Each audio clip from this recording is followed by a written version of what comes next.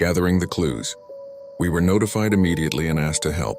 Our office in San Francisco set leads for offices nationwide to check for any records on the missing prisoners and on their previous escape attempts.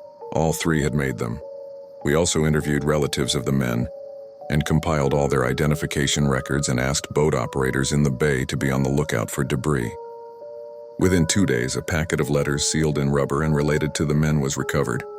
Later, some paddle-like pieces of wood and bits of rubber inner tube were found in the water.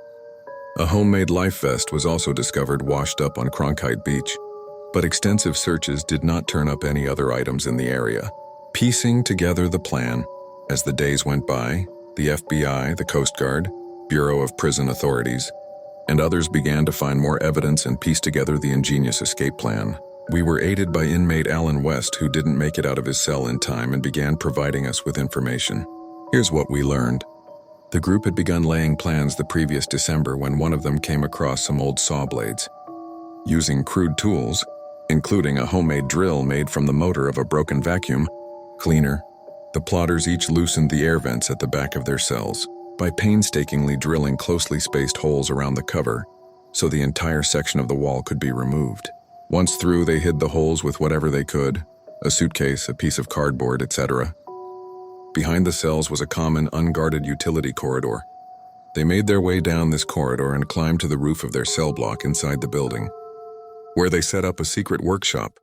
There, taking turns keeping watch for the guards in the evening before the last count, see the crude periscope they constructed for the lookouts. They used a variety of stolen and donated materials to build and hide what they needed to escape.